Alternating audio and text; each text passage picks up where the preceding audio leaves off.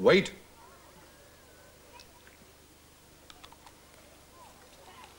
Come in.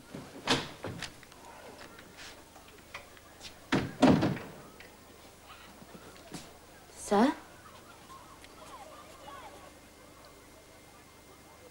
Yes? You sent for me? Oh, yes. It's about your work experience. Sit down. I thought Miss Drummer was dealing with that. Miss Drummer rang in from home. What, about getting me into that engineering firm? She did say something about that, but there is too much red tape involved, apparently. Yeah, but Miss Drummer said she was going to sort all that out. She can hardly do that from her sick bed, can she? Well, so I don't get my work experience? On the contrary. I have found you a most interesting placement. Oh, great. What do they make? It is with a small but very reliable firm of insurance brokers. Don't sound much like engineers to me. You will be sitting in with the personal assistant to the managing director. But, sir, that isn't really what I wanted to do. If you can learn to serve a good employer... What, with cups of tea? A reliable secretary is a very valuable... But, sir, I don't want to be a secretary. I'm not interested in it. Are you listening to me? Sir! Thanks, sir. You've done a good job. A bit of help from you, sir. Well, you can't be too careful. Brakes especially. Dangerous enough at the best of times. I'll be careful, sir. Oh, just check there's no oil leaking. All right, then.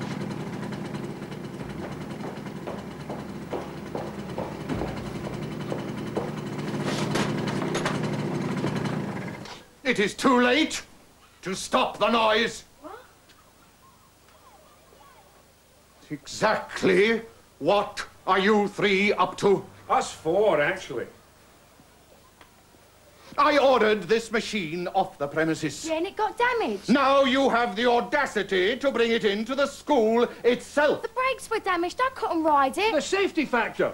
And you encouraged her to bring it here. For emergency repair, yes. You are aware of the rules, Mr. Mackenzie. I'm aware of the rules of the road, Mr. Bronson, when it comes to safety. The machine should not have been here in the first place. Now, move it! You all right? The message? Sorry, sir. Don't you worry about me, lassie. He thinks he owns this school. Come on, Ron. 14, 15, 16. That's right. For what? Self-defense class. Oh, who have you got doing it? Don't worry, she's good. And she's taught self-defense to kids before. Is it too late for me to enroll? It's girls only, I'm Who afraid. do you need defending from? That terrible man, Bronson. He'll be the death of me, or vice versa. What's he done to you now? Well, it's not me so much, though that's bad enough. It's the way he talks to the children when they're doing perfectly reasonable things. Ugh.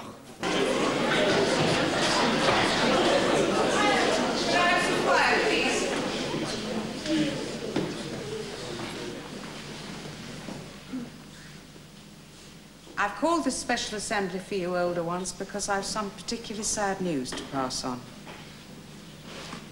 Some of you will already know about this, but it will come as a shock to most of you. I'm sorry to have to tell you that Danny Kendall has died.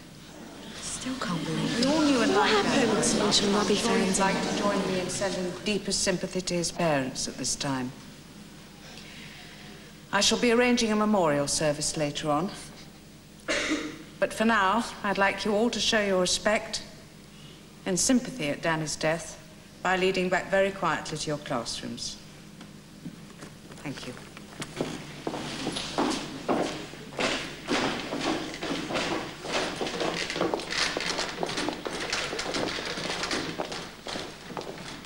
Both crying. So? You mean he was just lying dead in the car? No, we didn't know he was dead. Not at first. What was he doing in Bronson's car? They reckon he nicked it. He said it was Danny. Hey, what's the matter? You all right? It doesn't matter. Honestly, you're like a load of bullshit. Just look at you. All it is. Go to your classrooms.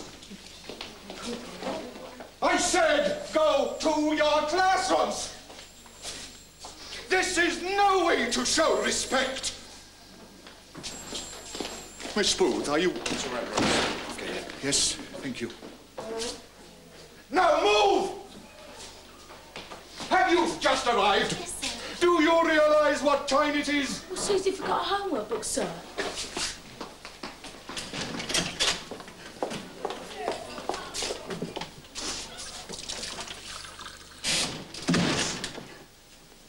You all right?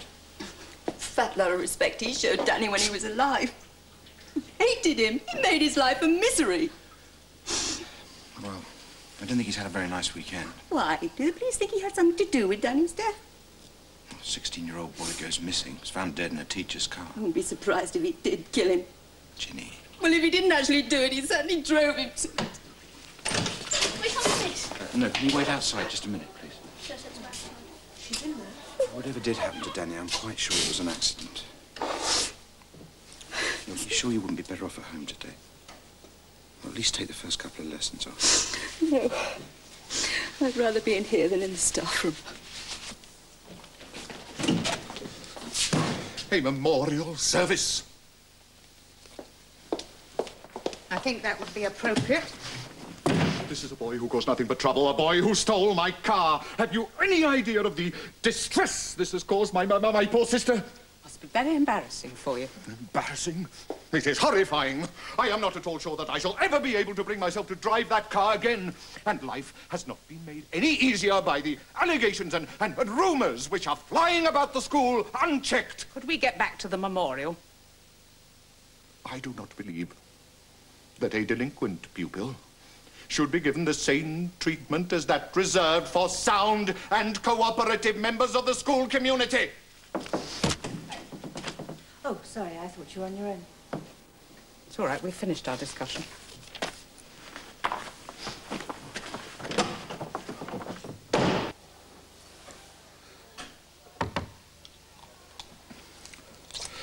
Come in. Yes? Mr McCluskey wants to see you, sir. Right.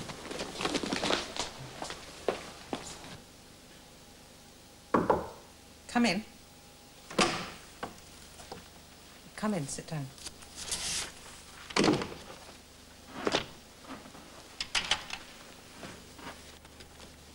You have some news? Yes. I've just heard there won't be an inquest. And?